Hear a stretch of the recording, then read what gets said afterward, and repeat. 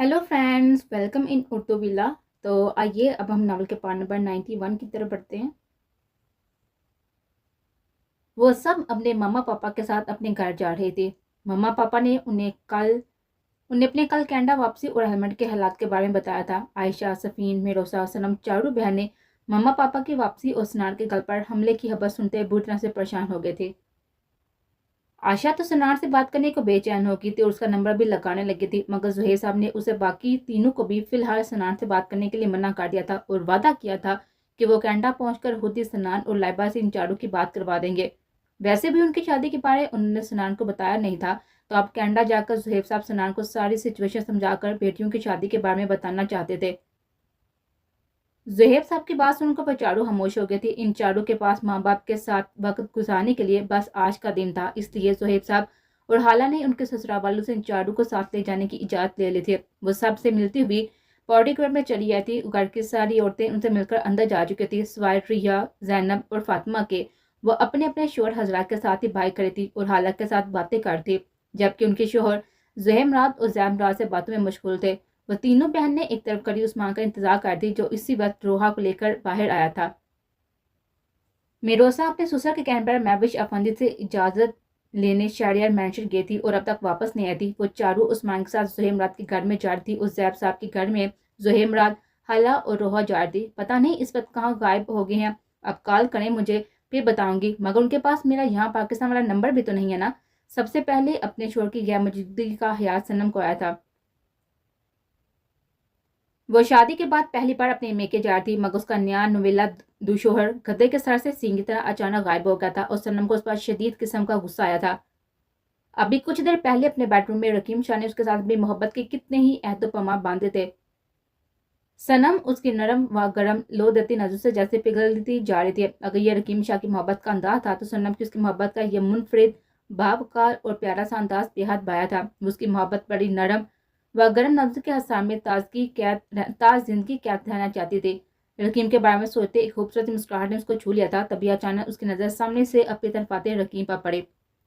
सनम का दिल उसे सामने देखकर झूम उठा था, जो कि शाह हाउस के अंदर जा रहा था। लेकिन उसकी ड्रेसिंग, क्या उसने इतनी जल्दी चेंज कर लिया था? वो सबको बाहर खड़ा देखकर मम्मा डैड और पापा से मिलता उस्मान के पास आया था और फिर इसकी नजर अपनी बहनों के साथ खड़ी भी सनम पर पड़ती, जो पहले से उसे देख रही थी। वो उस्मान से एक्सक्यूज करके धीरे धीरे चलता हुआ इन चारों बहनों के पास चला था।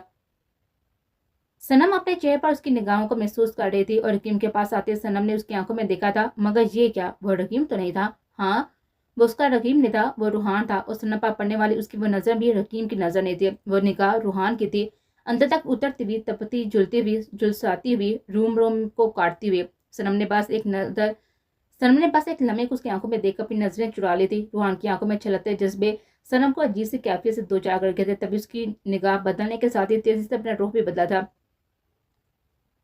इतनी ही देर में उसका चेहरा जैसे जल उठा था। उफ, उस शख्स का देखने का अंदाज इतना अजीब है, मैं एक ही घर में रोज उसे कैसे फेस करूंगी? सनम ने बेसाता झुरझुरी से लेकर सोचा था। अस्सलाम वालेकुम, कैसी हैं आप सब बाबियां? वैसे आप लोग भी मुझसे इतनी छोटी हैं कि बाबी कहते शर्म आ रही है, मगर बस अपने कमीने भाइयों से रिश्ता ही कुछ ऐसा है कि मजबूरन मुझे आपको बाबी कहना पड़ रहा है। रूहान बात सबसे कर रहा था, मगर देख सनम को रहा था, जो आज भी उसे अबल दिल की तरह गुरेजा थे। कोई बात नहीं, आपका जो दिल चाहे कहें, मगर क्या हम आपको रूहान भाई कहकर बुला सकते हैं?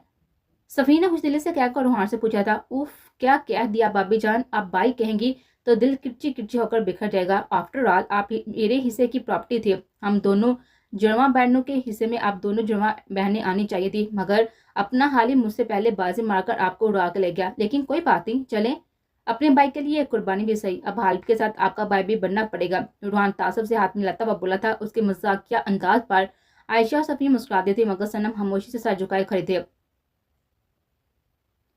रूहान एक गहरी नजर सनम पर डालकर अपने दिल को समझाया था और चेहरे पर हाथ फेंककर खुद को नॉर्मल करते हुए उसने सनम और अपने बीच के इस बिलावजह के तकल्लुफ खत्म करने की ठानी थी। अस्सलाम वालेकुम सनम जी, क्या हुआ? क्या आपको मेरी कोई बात बुरी लगी? आपने सलाम का जवाब भी नहीं दिया। रूहान की शिकायती अंदाज पर सनम ने चौंकते हुए सर उठाकर उसको देखा था। वालेकुम सलाम। जी नहीं, ऐसी कोई बात नहीं, मैंने जवाब दिया था, आपने शायद सुना नहीं। सनम ने बिना उसे देखे धीमी आवाज में जवाब दिया था। वो उसकी आंखों में नहीं देखना चाहती थी। रूहान, आप मुझे रूहान बुला सकती हैं, और वो भी आप नहीं तुम कहकर, क्योंकि ये आप वाला दर्जा तो आपके शोहर नामदार को मिल चुका है ना, तो मैं तुम वाली कैटेगरी में फिट बैठूंगा। باقی آپ سب کا جو دل چاہے بلا سکتے ہیں، نیور مائنڈ۔ ویسے میں آپ سب کو آپ کی ویڈنگ گفٹ ہی دینے آ رہا تھا، مگر سننے میں آ رہا ہے کہ آپ لوگ جا رہی ہیں۔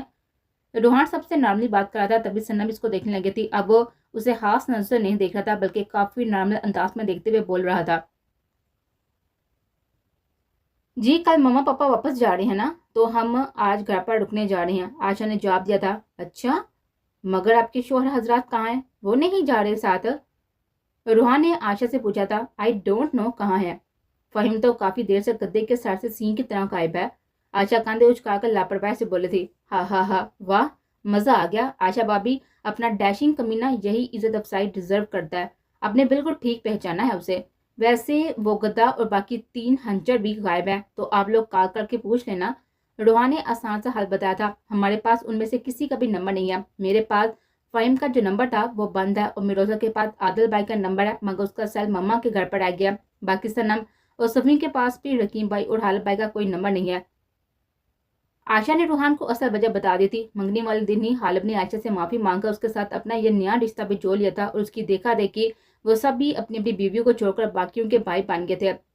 تب سے یہ بہن بھائی والا سلسلہ چل نکلا تھا، جبکہ آشا کی بات سن کر روحان حیران رہ گیا تھا۔ عجیب بیویاں تھی، ان کے پاس اپنے شوہروں کے نمبر تک نہیں تھے۔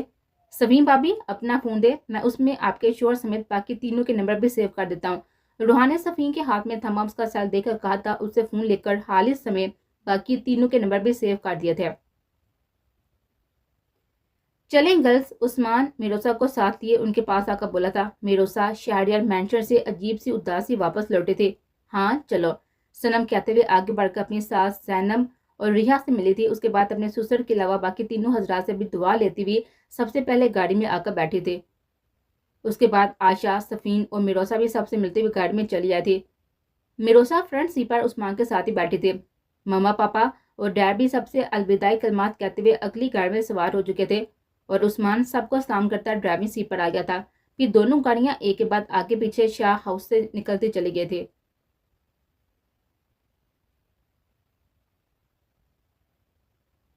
صبح وہ سب اپنے ساس سسر سے مل کر ان بندوں کی عیادت کو چلے گئے تھے، جنہیں رقیم نے بیرام کی نگرانی پر لگایا ہوا تھا۔ صبح فہیم کے پاس شاکر کا فون آیا تھا۔ اس نے فہیم کو بتایا تھا کہ بیرام نے اپنی سانس گھٹنے کا بہانہ کر کے شاکر سے رو رو کر دروازہ کھلوایا ہے۔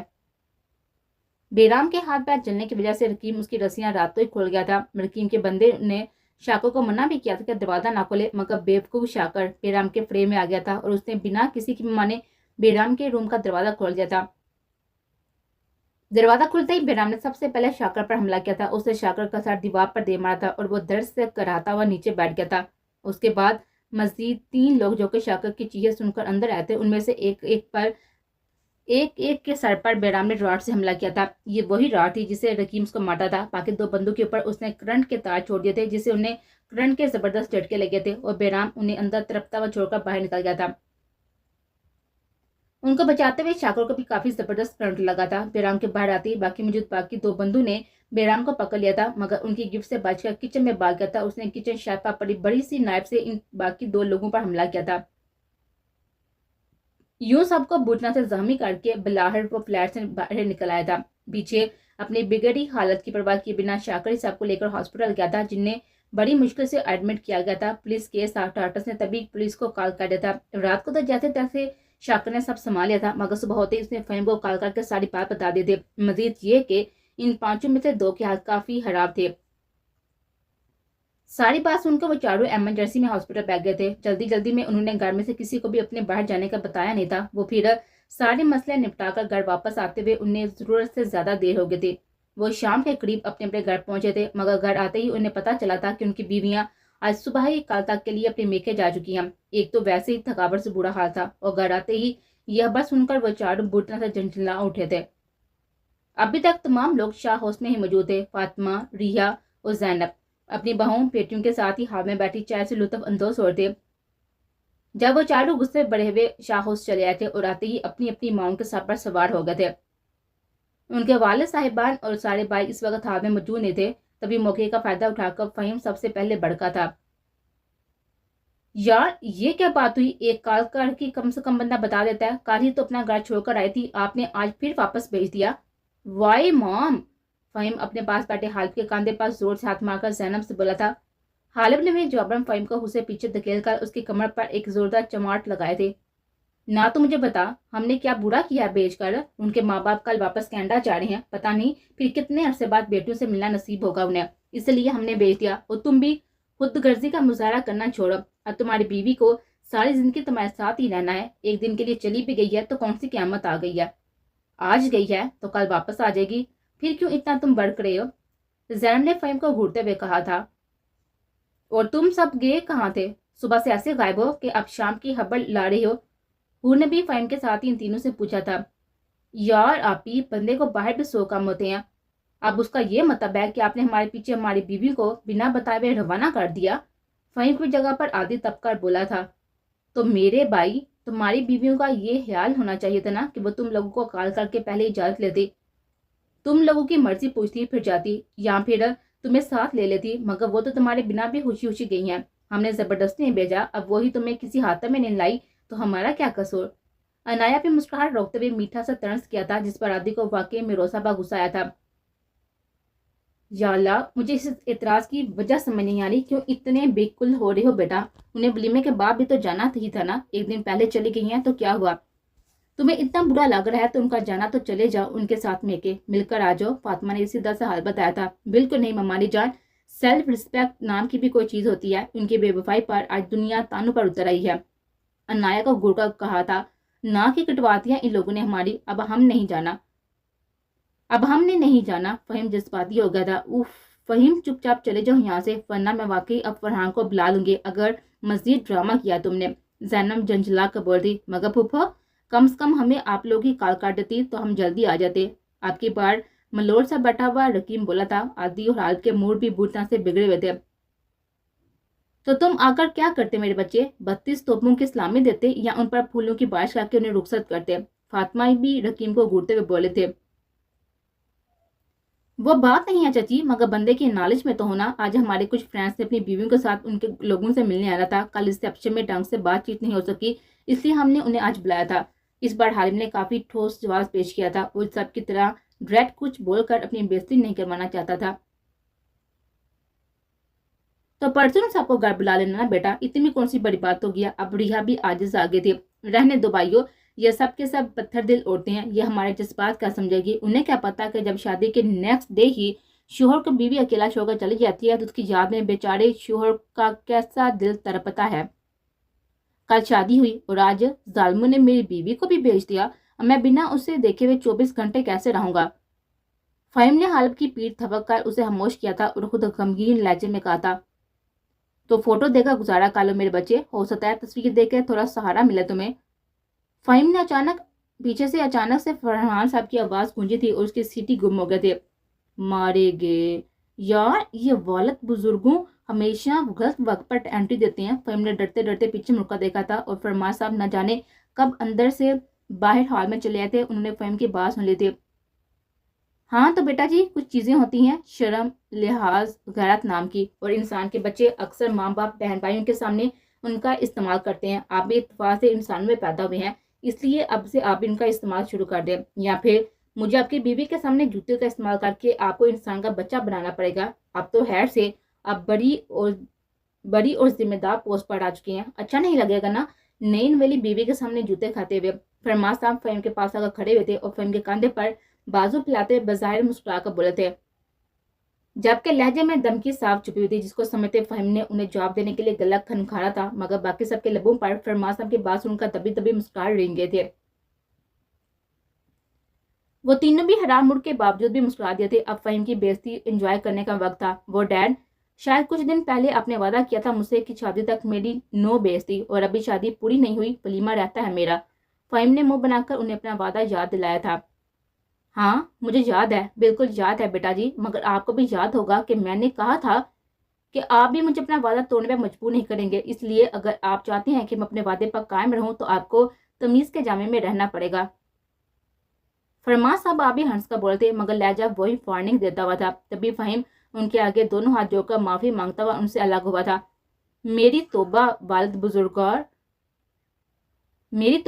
बुजुर्गवार, अब ये हाक्सर बंदा आपके हुजूर कोई भी गुस्ताही नहीं करेगा, और आप तीनों तमाशाओं से अब चलेंगे या मेरी लाइव बेइज्जती देखकर मजीद चस्के लेंगे। कमीनो, فہیم تلملا کر تینوں دوستوں سے کہتا ہوا باہر نکل گیا تھا۔ وہ تینوں ہنستے ہوئے ان کے پیچھے باہر چلے گئے تھے، جبکہ ان کے بعد جاتی فاطمہ، ریحا، زینب، عنایہ، حور، عائزہ، مانور، حریبہ کے ساتھ ہی فرمان صاحب بھی زور سے ہنس پڑے تھے۔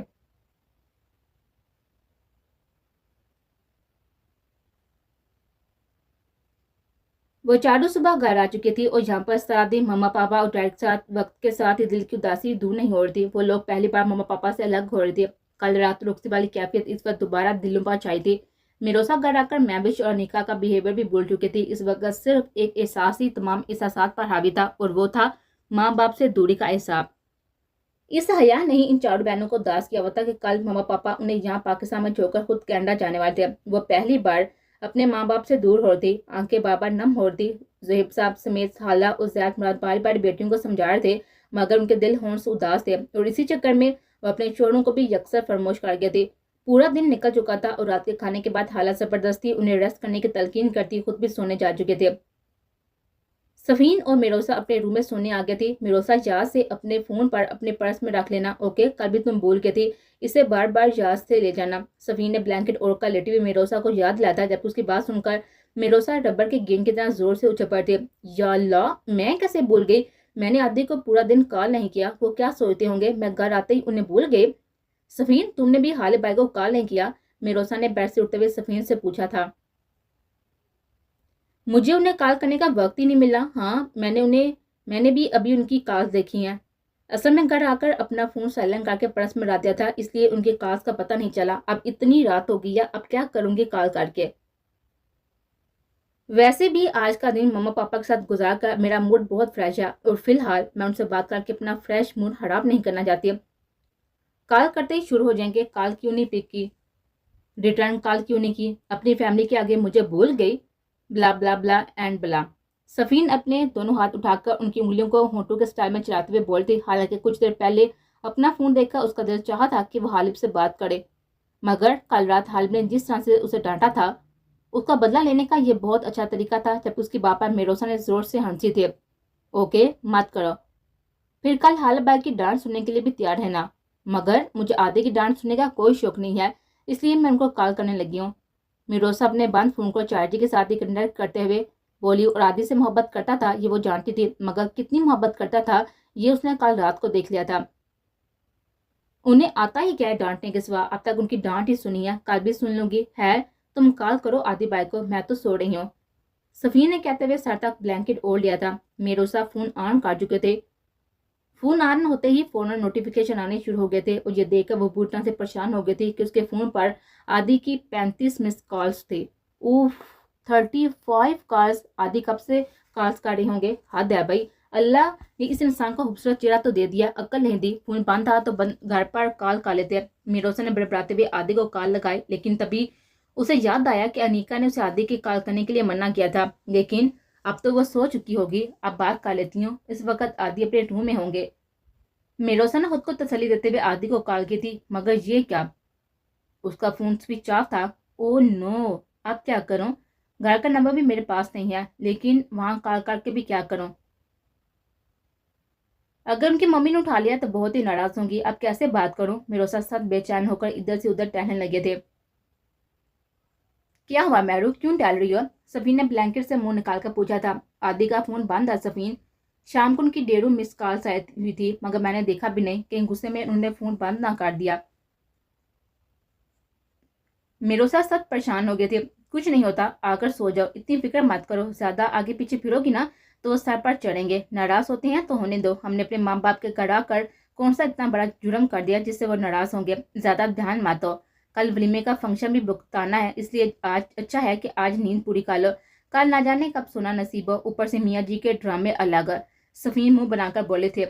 مگر صفین، وہ عادی میروسا سے بتانا چاہتی تھی کہ عادی ڈرامے باز نہیں ہے۔ میروسا، کوئی فائدہ ہے یوں جا کر پریشان ہونے کا، وہ تو فون بند کر کے سکون سے سو رہے ہوں گے، تم کیوں بلا وجہ ہلکان ہو رہی ہو؟ آ جاؤ سو جاؤ۔